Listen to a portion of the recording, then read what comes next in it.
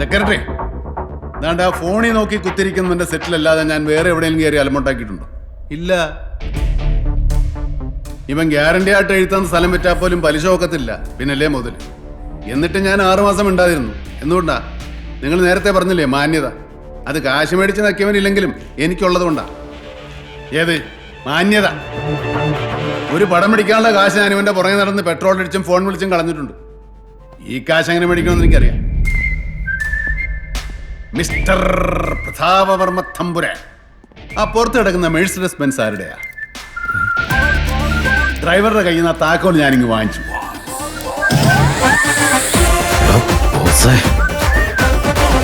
പലിശയായിട്ട് ഞങ്ങൾ അതങ്ങ് എടുക്കുക. ഞങ്ങൾക്കത് വേണം, ഞങ്ങൾക്കത് തരണം. ഒരു സെൽഫി എടുക്കട്ടെ. കാശ് തരാനുള്ള ആൾക്കാരെ ഫോട്ടോ വെച്ച് ഞങ്ങളൊരു ആൽബം സെറ്റ് ചെയ്യുന്നുണ്ട്. സാറിന്റെ ഫോട്ടോ മാത്രം ഞങ്ങളുടെ കയ്യിലില്ല, അതുകൊണ്ട് വല്ലയുടെ പൊങ്ങണ്ട. പോട്ടെ. ബിൽഡിംഗ് ഒക്കെ കൊള്ളാം. ഇപ്പോ റിയൽ എസ്റ്റേറ്റ് ഒക്കെ വളരെ ഡൗൺ അല്ലേ പ്രതാപൻ സാറേ? കച്ചവടം ഒന്നും നടക്കുന്നില്ലല്ലോ. എന്ത് ഡൗണ്? കാക്കനാടുള്ള ഞങ്ങളുടെ ഫ്ലാറ്റ് പണി പകുതിയായപ്പോൾ തന്നെ കച്ചവടം കഴിയും. ഇപ്പോ തേവരെ ഒരു പ്ലോട്ട് എടുത്തിട്ടുണ്ട്, അവരുടെ ഉടനെ പെടുന്നു തുടങ്ങും. നിങ്ങൾ ഈ പറഞ്ഞ സ്ഥലത്തൊക്കെ സാങ്ഷൻ കിട്ടുമോ ബ്രദറെ? അതിന് ബുദ്ധിമുട്ടൊന്നുമില്ല. നമ്മുടെ കൂടെ ഉള്ളത് സിറ്റി പോലീസ് കമ്മീഷണർ അല്ലേ? പുള്ളി കമ്മീഷണർ? ആ, എൻ്റെ ഒരു സൈലന്റ് പാർട്ണറാ. അതുകൊണ്ട് ആ വക കാര്യത്തിന് കുഴപ്പമൊന്നും ഉണ്ടാവില്ല.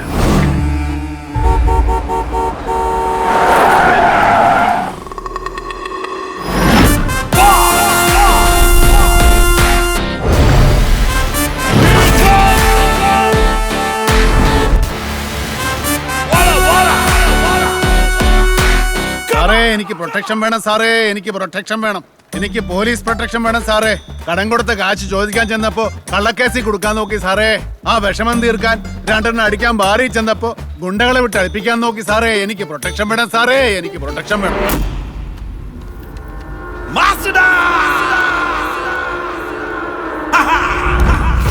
നീ വലിയ കളിക്കാരനാണെന്ന് പലരും പറഞ്ഞു ഞാൻ കേട്ടിട്ടുണ്ട്. കളിച്ച് ഇന്നലെ നീ കൈവച്ചത് എൻ്റെ മകന്റെ ദേഹത്താ. എന്നോടും പിള്ളേരോടും കളിച്ച കുറെ പേര് കൊച്ചിക്കായലിൽ മാമോദീസ മുങ്ങി കിടപ്പുണ്ട്. നിനക്കും മുങ്ങണോ? അയ്യോ, എന്നെ ഒന്നും ചെയ്യണ്ട സാർ. എന്നെ വെറുതെ ഒന്ന് ഉപദേശിച്ചാൽ മതി, ഞാൻ ചുമ്മാ അങ്ങ് നന്നായിക്കോളും. നീ പോലീസിന്റെ ശരിക്കുള്ള കളി കണ്ടിട്ടുണ്ടോ? ചെറുപ്പത്തിൽ കുറെ കള്ളനും പോലീസും കളിച്ചിട്ടുണ്ട് സാറേ. നമ്മളെപ്പോഴും കള്ളനാ, അതാ സേഫ്. അതിൽ പോലീസിന്റെ രീതി നിനക്കറിയാവല്ലോ. കണ്ണടച്ച് 1 മുതൽ 10 വരെ എണ്ണും. അതിനുള്ളിൽ കള്ളനോടാവുന്ന അത്ര ദൂരം ഓടും. കളിക്കാവുന്ന കളികളൊക്കെ കളിക്കും. നീ എന്തൊക്കെ കളികൾ കളിക്കുമെന്ന് കാണാൻ വേണ്ടി ഞാൻ ഒന്ന് കണ്ണടച്ചതാ. നിന്റെ ടൈം കഴിഞ്ഞു. ചുമ്മാ ഓരോന്ന് പറഞ്ഞവനെ പേടിപ്പിക്കില്ല സാറേ. അവന് കാര്യം പറഞ്ഞാൽ മനസ്സിലാവും. പിന്നെ ബാറ് വെച്ച് നിന്നെ തല്ലി കൊല്ലാൻ നോക്കിയ കാര്യം, ആ കഥയുടെ കിടപ്പെന്താന്ന് നമുക്ക് മുന്നോർക്ക് അറിയാലോ. ഇനി നീ കിട്ടാനുള്ള കാശിന്റെ കണക്കും പറഞ്ഞ് ഞങ്ങളുടെ ആരുടെയെങ്കിലും മുമ്പിൽ വന്ന് നിന്നാൽ. സാറിന്റെ ബെൻസിന് സൺറൂഫ് ഉണ്ടായിരുന്നു. ഞാൻ ഇന്നലെ രാത്രി അറിയാതെ തുറന്നിട്ടു.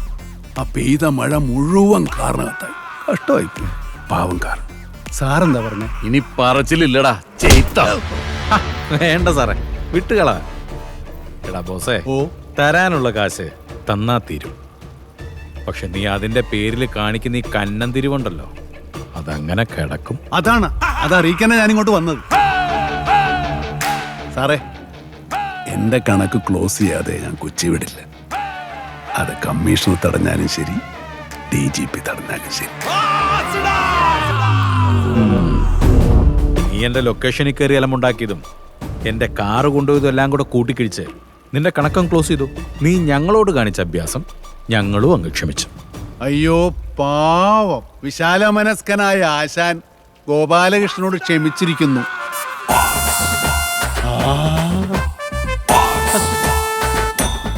നമസ്കാരം ബ്രോ. നമസ്കാരം ബ്രദർ. എന്റെ സ്വന്തം ബ്രദറിന് എനിക്ക് ഓർമ്മ വരുന്നു.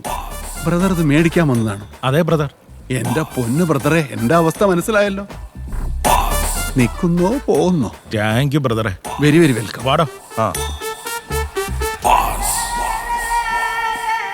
അപ്പോ വിളിക്കാട്ടോ ബ്രദറെ. ഞാൻ ഇതുവരെ ഉണ്ടാക്കിയ നഷ്ടങ്ങളുടെ കൂട്ടത്തിൽ ഇതുകൂടെ ചേർത്ത് അങ്ങ് ക്ഷമിച്ചേര് സാർ. സുരാൻ,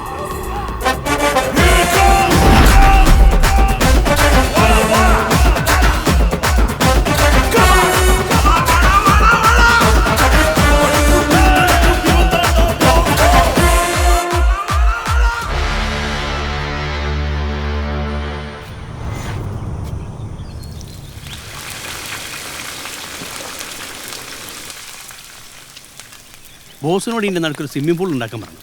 അങ്ങനെ കുളിച്ചോണ്ടടിക്കാം. കുളി നടക്കും, അടി നടക്കും. താല്പര്യമില്ലേ? വേണ്ട. ഒരു പ്രൊഡ്യൂസറിന്റെ ഇപ്പോഴത്തെ അവസ്ഥ കണ്ടില്ലേ? നന്നായി അങ്ങോട്ട് മുരിഞ്ഞോട്ടെ. ഇല്ലേ ബോസ് മുരിക്കും. അതാ ഞാൻ പറഞ്ഞത്.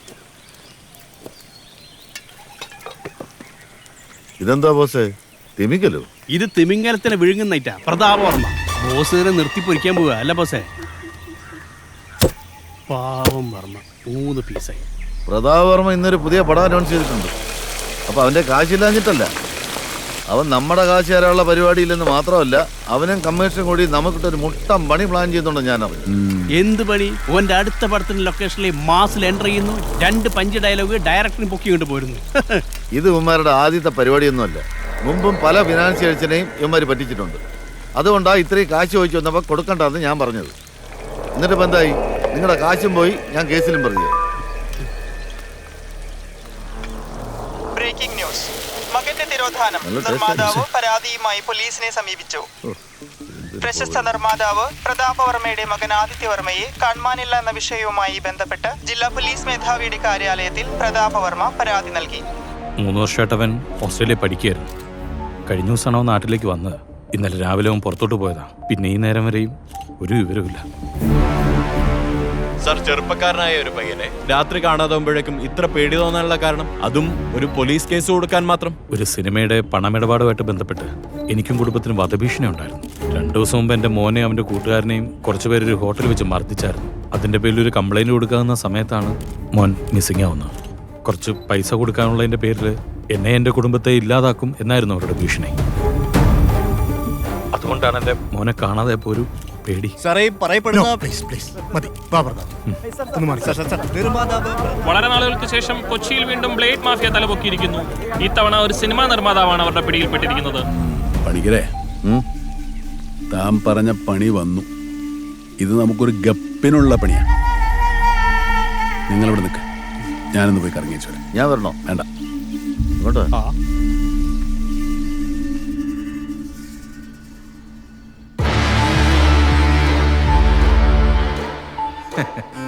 എന്തായാലും ഇത്തവണത്തെ നമ്മുടെ പൂട്ട് ഏറ്റ് സാറേ. 2 ദിവസമായിട്ട് അവൻ്റെ ഒരു അനക്കവും ഇല്ല. ഇതിൽ നിന്നൊന്ന് ഊരണമെങ്കിൽ അവൻ കുറച്ച് വേർക്കും. എടോ, താൻ അമേരിക്കന്ന് കൊണ്ടുവന്ന പച്ചക്കുപ്പി എന്തേ? ഓ, അത് അവിടെ എവിടെയെങ്കിലും ഉണ്ടാവും, നോക്ക്. എവിടെയെങ്കിലും കൊണ്ട് അവൻ ഇതുകൊണ്ടൊന്നും പേടിച്ചോടുന്ന ജാതിയല്ല. പൂട്ടുന്നെങ്കിൽ അവന്റെ മാളത്തിൽ കയറി തന്നെ പൂട്ടണം. പൂട്ടും. ആറിയുടെ മോൻ ഫോൺ ഓഫ് ചെയ്തിട്ട് ഇവൻ എവിടെ പോയി കിടക്കുക? നാറിയുടെ മോൻ, അത് കറക്റ്റാ. അവൻ ഫോൺ സ്വിച്ച് ഓഫ് ചെയ്ത് വെച്ചിട്ട് വല്ല അറാമ്പറപ്പും കാണിക്കാൻ പോയിട്ടുണ്ടാവും. തൻ്റെ അല്ലേ മോൻ.